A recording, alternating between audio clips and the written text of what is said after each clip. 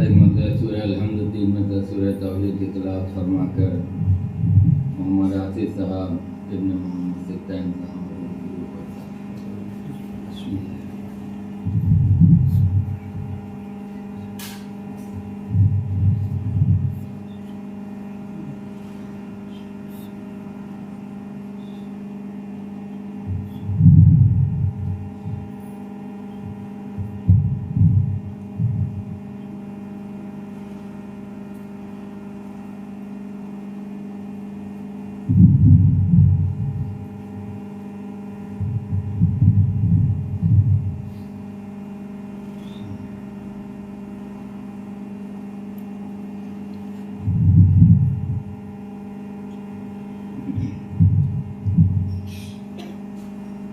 فاتحہ.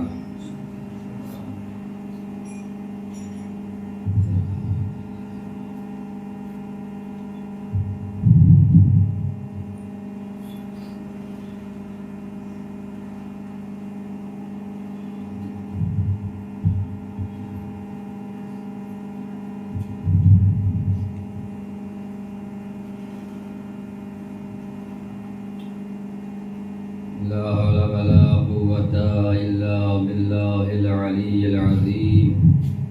بسم الله الرحمن الرحيم. الحمد لله رب العالمين والصلاة والسلام على أشرف الأنبياء والمرسلين السيد المؤيد أبي القاسم محمد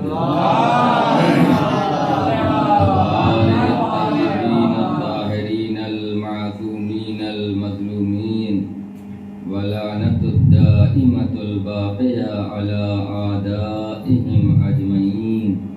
أما بعد فقد قال الله سبحانه تبارك وتعالى وقوله الحق. بسم الله الرحمن الرحيم.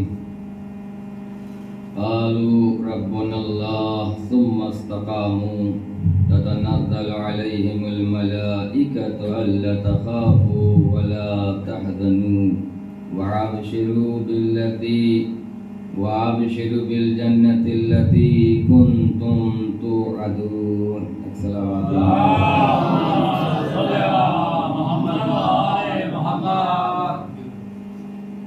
برادران ایمانی،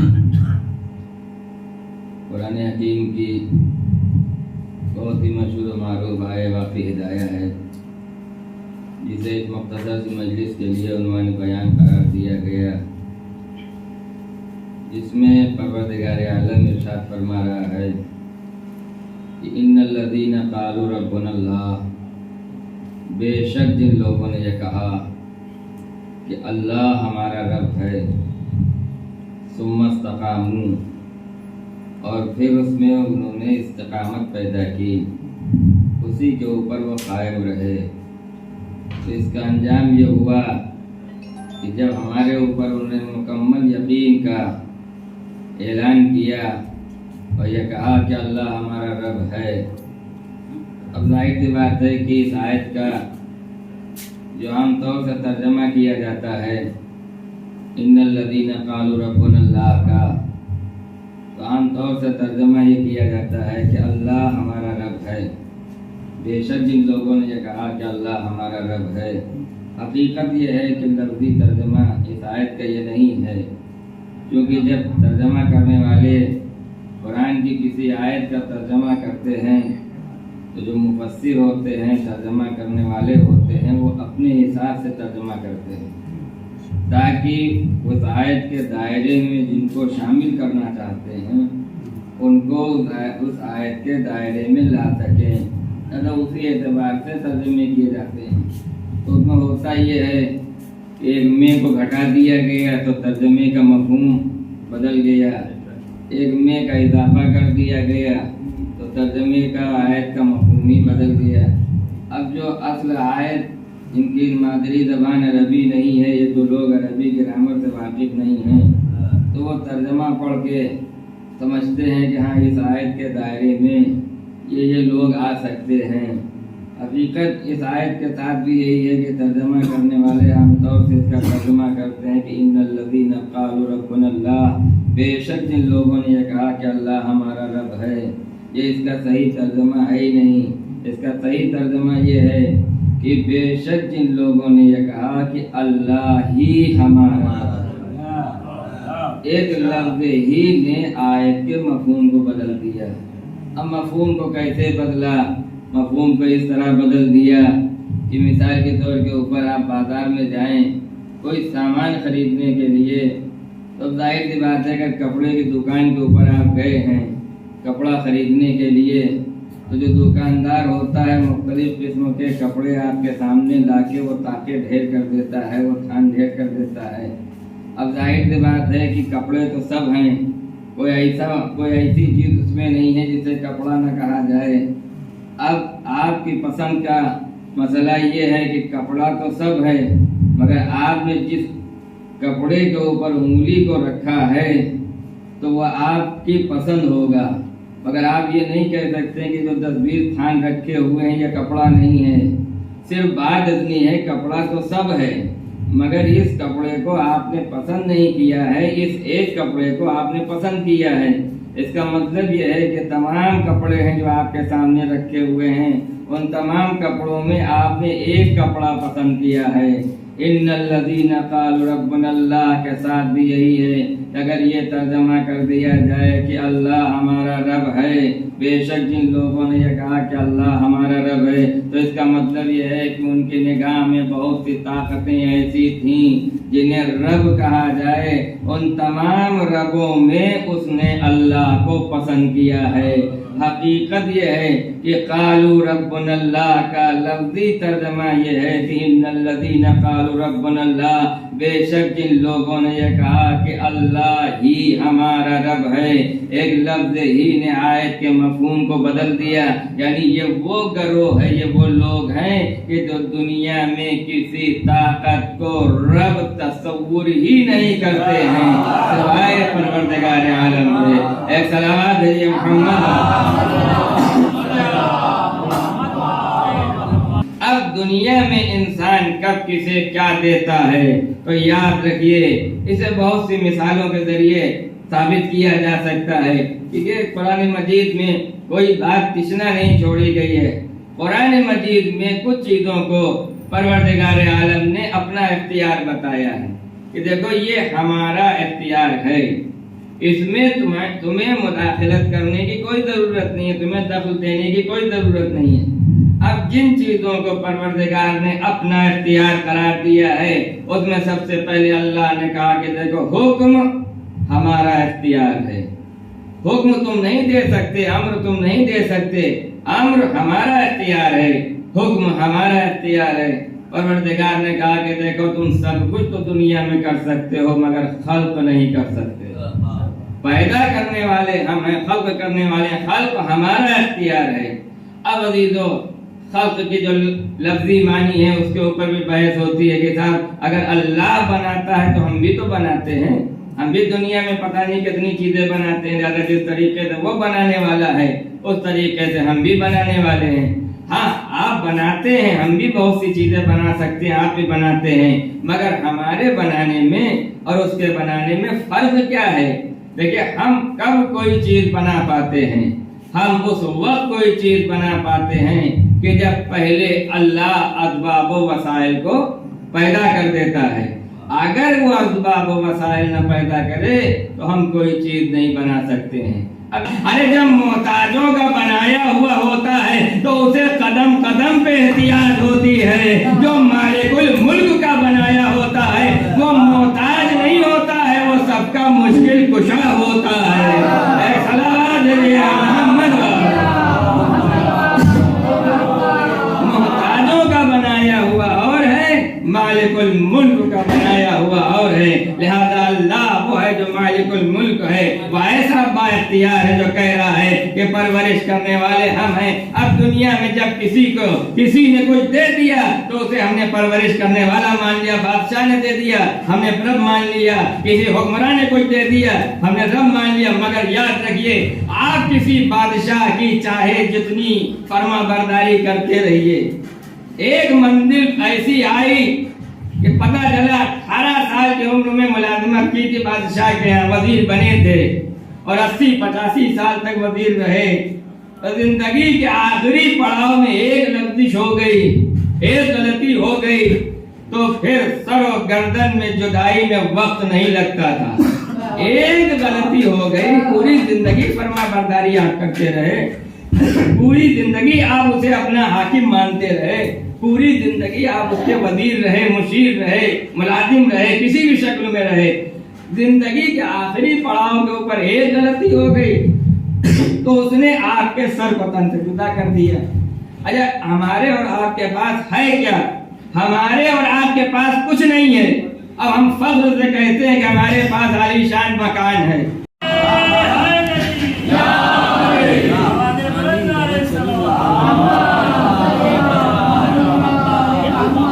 दुनिया के किसी चौराहे के ऊपर अगर आप कोई चीज तकसीम करने के लिए खड़े हो जाइए तो दुनिया का दस्तूर ये है कि जब आप चौराहे पे खड़े हुए कंबल बांट रहे हैं सर्दी के मौसम में, तो फिर बाहर जो निकलेगा वो हाथ बढ़ा देगा। अगर ठंडक के मौसम में आप उन्हीं कपड़े किसी चौराहे के ऊपर बांट रहे हैं तो हर लेने वाला हाथ बढ़ा देगा, क्योंकि हर बढ़ती हुई चीज की तरफ हाथ बढ़ते हैं। अगर ये भी हकीकत है, आपके पास कंबल चाहे जितने हों, ऊनी कपड़े चाहे जितने हों, तकसीम होने वाली चीज चाहे जितनी हो, मगर वो एक न एक मंजिल पे खत्म हो जाएगी, लेने वाले हाथ खत्म नहीं होंगे। तकसीम होने वाली चीज मिक़दार में चाहे जितनी हो वो सब बढ़ जाएगी, मगर लेने वाले हाथ खत्म नहीं होंगे। क्यों हाथ खत्म नहीं होंगे? उसकी वजह यह है कि हर बढ़ती हुई चीज को इंसान लेना अपने लिए अपना हक तस्वुर करता है और फायदा तस्वुर करता है। फायदा तस्वुर करता है कि अगर ये नहीं मिलेगा तो हमारा रिस्क खत्म हो जाएगा, हमारी हयात खत्म हो जाएगी। यानी बढ़ती हुई चीज को अपना रिस्क समझ रहा है। ये नहीं समझ रहा है कि रिस्क देने वाला कोई और है, अता करने वाला कोई और है। वो ये समझ रहा है कि हमें नहीं मिलेगी तो हमारा नुकसान हो जाएगा। दुनिया में नुकसान और फायदा, देखिए दुनिया में इंसान इतना बेवकूफ नहीं है। हर इंसान अपनी जगह के ऊपर पूरी तौर पे होशियार है। हम जो फैसला करते हैं तो फायदे के लिए करते हैं, नुकसान के लिए नहीं करते। नुकसान हो जाता है तो ये हमारी लाइल्मी का नतीजा है। हम जो फैसला कर रहे हैं वो नुकसान के लिए नहीं कर रहे हैं, हमारा इल्म महदूद है।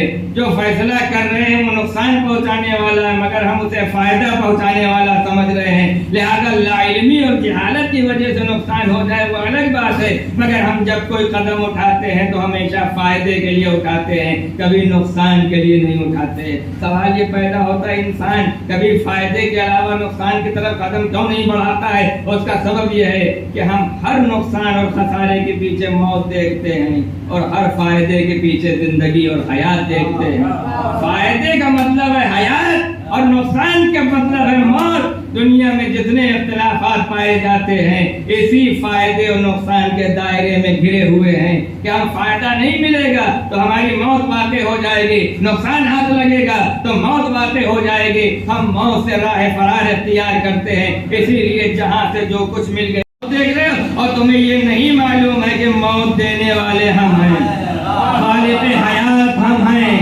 मौत और हयात के ऊपर कब्जा हमारा है। वो कह रहा है तबारकल्लज़ी बियदिहिल मुल्क व हुवा अला कुल्लि शैइन क़दीर। बाबरकत है वो खुदा जिसके कब्जे में पूरा मुल्क है, पूरी कायनात के ऊपर, ममलिकत के ऊपर कब्जा है। हमने मौत और हयात को इसलिए खल्क़ किया ताकि तुम्हें आज़माए कि तुम में अमल में सबसे अच्छा काम है। सलावत है मोहम्मद। वो कह रहा है कि दुनिया में कोई ज़ी रूह ऐसा है ही नहीं कि जिसके रिस्क का जिम्मेदार मैं न हूँ। एक तरफ खुदा ये कह रहा है कि इस दुनिया में कोई ज़ी रूह ऐसा है ही नहीं जिसके रिस्क का जिम्मेदार मैं न हूँ। हर ज़ी रूह के रिस्क का जिम्मेदार मैं हूँ। दूसरी तरफ खुदा कह रहा है کہ جسے تم موت سمجھتے ہو اور جس موت سے تم راہ فرار اختیار کرتے ہو، سورہ جمعہ میں خود پروردگار کہہ رہا ہے قل ان الموت الذي تفرون منهم فانهم ملاقيكم ثم تردون الى عالم الغیب والشہادہ۔ جس موت سے راہ فرار اختیار کر رہے ہو، یاد رکھو اس موت سے راہ فرار نہیں ہے، تم بھاگ نہیں سکتے ہو، ایک نہ ایک دن موت سے ملاقات ہوگی اور اس کے بعد پھر کیا ہوگا؟ اس خدا کی بارگاہ میں بھیجے جاؤ گے جو ظاہر کا بھی جاننے والا ہے، جو باطن کا بھی جاننے والا ہے۔ وہ خدا کہہ رہا ہے تم موت سے راہ فرار اختیار کر رہے ہو، یاد رکھو یہ موت میرا وہ حکم ہے کہ دنیا کے کہ تم مضبوط سے مضبوط قلعے میں جا کے چھپ کے بیٹھ جاؤ، وہاں بھی ہمارا پنجے موت پہنچ جائے گا اور تمہیں دبوچ لے گا۔ موت سے راہ فرار اختیار نہیں کر سکتے، موت ہمارا حکم ہے، حیات کے اوپر ہمارا قبضہ ہے۔ اب عزیزان محترم، پھر اسلام میں فائدہ کہتے کس کو ہیں؟ اسلام میں تصور حیات ہے کیا؟ چلو بس ایک واقعہ اور ایک طرف اشارہ اور بات ختم ہو جائے گی، کیونکہ تقریباً 1 مہینہ ہو گیا ہے سلسلے کے ساتھ، جو پھانسی کا سلسلہ شروع ہوا ہے تو وہ ختم ہونے کا نام نہیں لے رہا، زیادہ دیر تک پڑھا بھی نہیں جا سکتا اس سے زیادہ، اور صحت بھی ساتھ نہیں دے رہی ہے، لہٰذا بس ایک بات اور بات ختم ہو جائے گی۔ یہ اسلام کا نظریہ حیات ہے کیا؟ اسلام کسے فائدہ کہتا ہے؟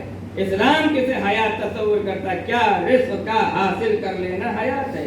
کیا پیٹ کا بھر لینا حیات ہے؟ کیا رزق کا حاصل کر لینا، روٹی روزی کا حاصل کر لینا حیات ہے؟ کیا کھانا کھا لینا حیات ہے؟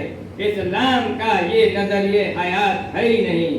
روٹی کھا لینا حیات نہیں ہے، پیٹ کو بھر لینا حیات نہیں ہے، بھوک کو مٹا لینا حیات نہیں ہے، اپنا رزق حاصل کر لینا حیات نہیں ہے۔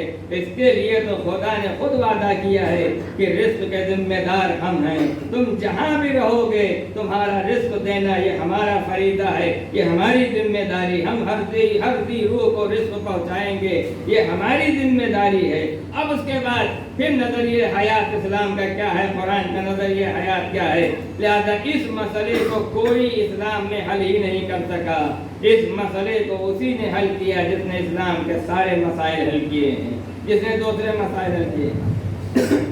اب ہوا کیا؟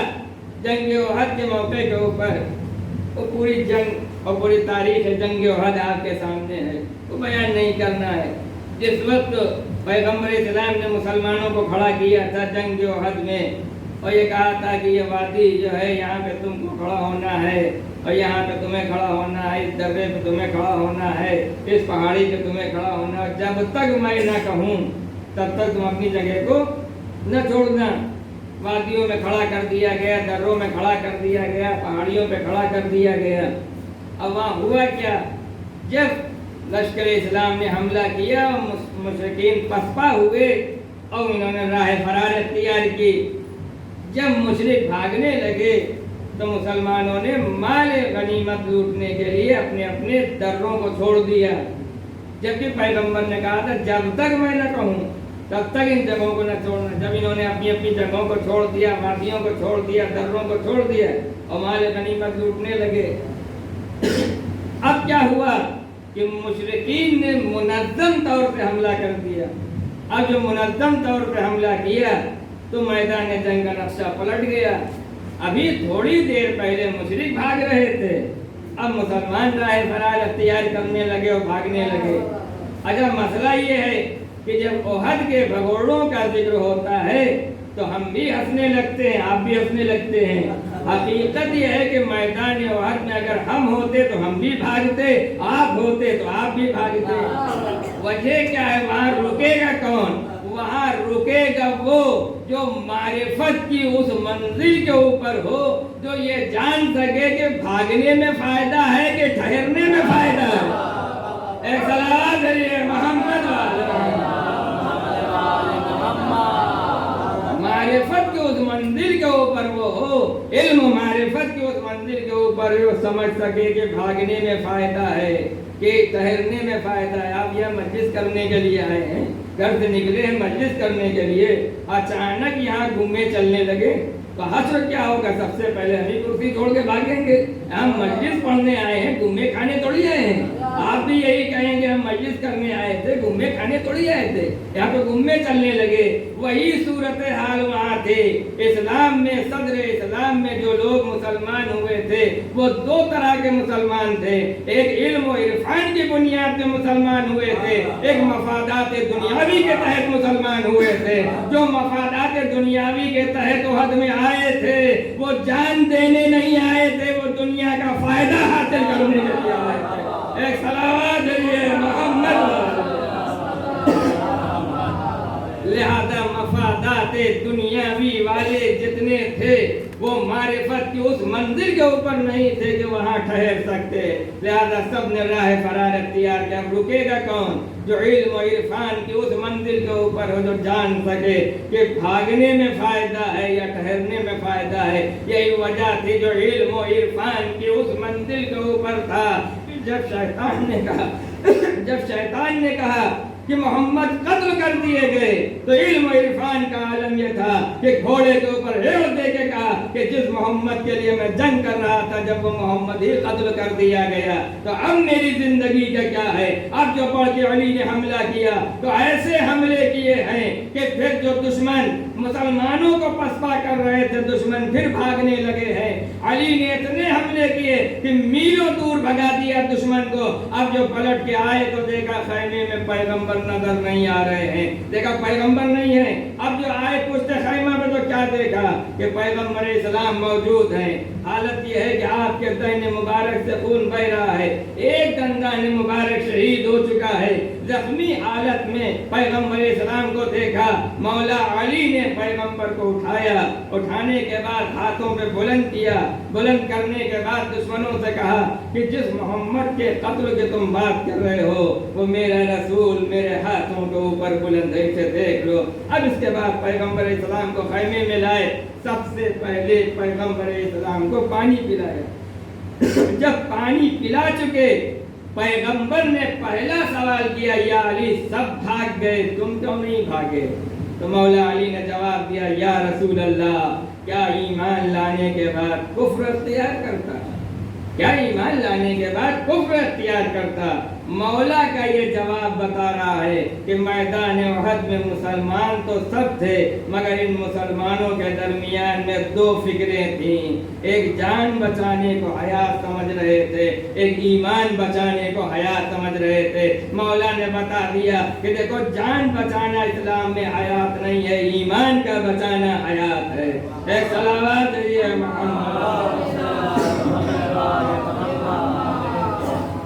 जब मौलाए कायनात ने इस मसले को हल किया कि इस्लाम में सिर्फ खाना खा लेना हयात नहीं है, इस्लाम में बुनियादी तौर से ईमान का बचाना हयात है। अगर ईमान बच गया है तो बज़ाहिर इंसान मुर्दा हो जाए मगर हकीकत में जिंदा है, और अगर ईमान चला गया और इंसान जिंदा रहा है तो बज़ाहिर जिंदा है मगर वो जिंदा लाश है जो दौड़ रही है। वो जिंदा लाश है जो दौड़ रही है, उसकी हयात खत्म हो चुकी है, जान खत्म हो चुकी है। और इसका अगर सही मानों में ईमान को देखना है कि ईमान सबब हयात है, तो अगर आके देखना है तो ज़मीन करबला के ऊपर आके देखिए कि ईमान का जो मुताहिरा किया गया है। अजीजों वहाँ तो जंगे उहद की सूरत हाल तो दूसरी थी मगर जंगे करबला की सूरत हाल दूसरी थी।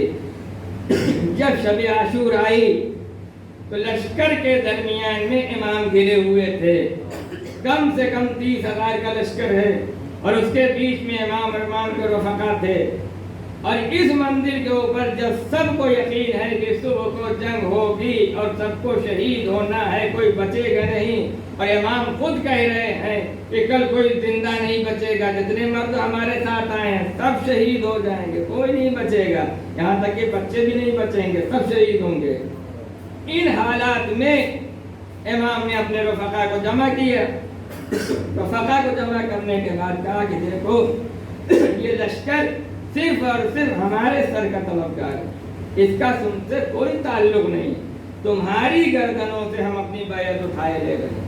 अगर तुम जाना चाहते हो तो इस सन्नाटे का अंधेरे का फायदा उठा के जा सकते हो। अगर सिर्फ जाने की इजाजत इमाम ने नहीं दी थी, साथ में इमाम ने ये भी फरमाया था कि अब तक यानी शब आशूर तक तुम हमारे साथ में रहे हो तो हम जमानत लेते हैं, इस बात की जमानत लेते हैं कि आखिरत में तुम्हारा किसी भी तरीके का कोई नुकसान नहीं होगा। हम जमानत लेते हैं कि हम इजाजत दे रहे हैं, हमारी इजाजत से जा रहे हो, तुम्हारी गर्दनों से हम बैयत उठाए ले रहे हैं, जाना चाहते हो चले जाओ, हम जमानत ले रहे हैं इस बात की कि तुम्हारा कोई नुकसान नहीं होगा। यानी शफाअत की जमानत ली जा रही है, मग़फ़िरत की जमानत ली जा रही है। अब अगर दुनिया का कोई अक्लमंद समझदार इंसान होता तो वो यही कहता कि जब फर्जंद रसूल जमानत ले रहे हैं तो फिर अब इसके बाद क्या है, अब मौका अच्छा है, फर्जंद रसूल कह रहे हैं जाओ तो चला जाना चाहिए था, मगर क्या कहना असहाबे बावफा का। हबीब ने बढ़ के कहा, मुस्लिम इब्ने औसदा ने कहा, मौला हम अपने हाथों से अपनी तलवारों से अपने गले तो काट सकते हैं मगर इस जंगल में आपको तन्हा छोड़ के नहीं जा सकते हैं। और उसके बाद मेरे इमाम हुसैन अलैहिस्सलाम ने अपने रफ़क़ा को जो पहचानवाया है वो यही कह के पहचानवाया था कि ऐसे वफादार किसी को नहीं मिले, न मेरे नाना को मिले, न मेरे बाबा को मिले, न मेरे भैया को मिले, जैसे वफादार साथी हमें मिले हैं। अजीजों, साथी कैसे थे? ज़ोहर का वक्त है, नमाज ज़ोहर का वक्त है, अव्वले वक्त नमाज ज़ोहर है। अबू समामा ने पढ़ के कहा, फर्जंद रसूल जिंदगी की आखिरी नमाज आपकी इब्तिदा में अगर करने का मौका मिल जाए तो क्या अच्छा होगा। फर्जंद रसूल ने दोनों हाथों को आसमान की तरफ बुलंद किया, हे अबू समामा, जिस तरीके से तुमने इस वक्त अव्वले वक्त नमाज का ख्याल रखा है, रोज क़यामत खुदा तुम्हें नमाज गुजारों में शुमार करे। अब इसके बाद अबू समामा से सवाल किया, अबू समामा सैदावी ये बताओ कि अगर मेरी मोहब्बत में तुम्हें कत्ल कर दिया जाए और तुम्हारे लाशे को पायमाल कर दिया जाए, पायमाल मैयत को टुकड़े टुकड़े कर दिया जाए और टुकड़े टुकड़े लाश को रेजा रेजा लाश को जला दिया जाए, जली हुई लाश की जो खाक है उसे फिजा में मुंतशिर कर दिया जाए, उसके बाद अगर खुदा तुम्हें जिंदगी दे तो फिर क्या तुम हमारे कदमों के ऊपर जान को कुर्बान करोगे? तुम्हारा क्या तासुर होगा? तो अबू समामा ने कहा, मौला एक नहीं, अगर 70 मरतबे मैं कत्ल किया जाऊं और मेरी लाश को पायमाल किया जाए, मेरी पायमाल लाश को जला दिया जाए, जली हुई लाश की जो खाक है उसे फिजा में मुंतशिर कर दिया जाए और उसके बाद खुदा मुझे जिंदगी दे, तो जब मुझे जिंदगी देगा तो मौत आएगी, तो आपके मोहब्बत में मौत आएगी, आपके कदमों के ऊपर जान कुर्बान करने में मौत आएगी। ऐसे बावफा साथी थे। यही वजह थी कि दुनिया की ये पहली नमाज है जो इस शान से अदा हुई है।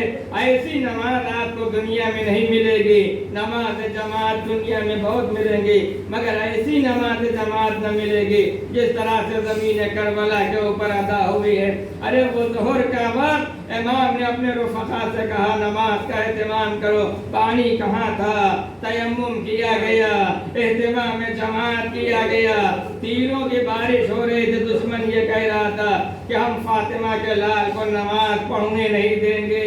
इसलिए दुश्मन की पॉलिसी ये थी कि अगर इन्होंने नमाज पढ़ ली तो हम मजमे को समझाएंगे क्या, लिहाजा इन्हें नमाज पढ़ने का मौका नहीं देना है ताकि साथी ये न समझ सकें कि ये नमाजी हैं जो मारे जा रहे हैं। लिहाजा हुसैन की नमाज के सिलसिले को मुनक़ता करने के लिए बड़ी कोशिश की गई, तीर चलाए गए मगर वफादार साथी थे।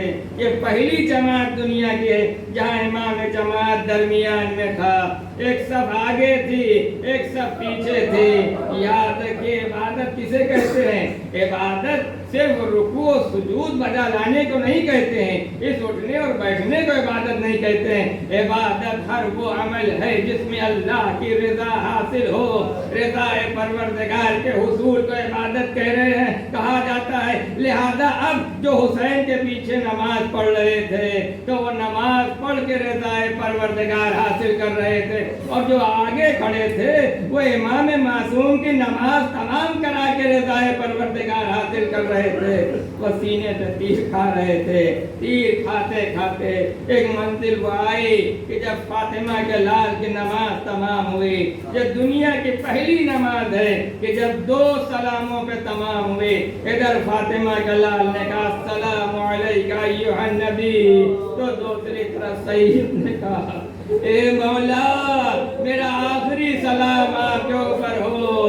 इमाम मदद के लिए दौड़े, अरे सईद का सर उठा के दानों पे रख लिया।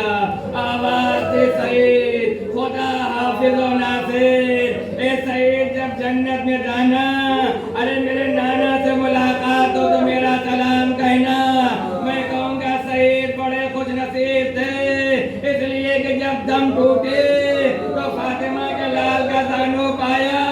ए सईद वो असर का हंगाम होगा जब फातिमा का लाल रह के गर्म के ऊपर अपनी पेशानी रखे हुए कह रहा होगा सुभान रब्बियल आला व बिहम्दे। अरे एक बहन बुलंदी पे खड़ी आवाज दे रही होगी ए पिसरे साथ, अरे तू खड़ा देख रहा है मेरा माजाया देवा हो रहा है। हुसैन ने कोहनियों के ऊपर जोर देगा, अरे बहन खैमे में वापस चले जाओ, अभी मैं जिंदा हूँ। इधर बहन खैमे में वापस आए तो आलम ये था कि सिया अंधे चले, फुरात का पानी नहीं तो चला।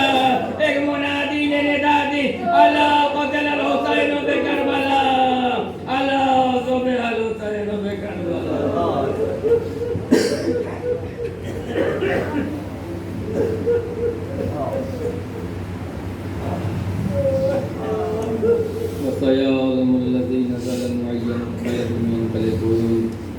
हज़रात एक मरतबे सूरह अल-हम्द 3 मरतबे सूरह तौहीद की तिलावत फरमाते जनाब आसिफ साहब मरहूम की रूह को इशारा।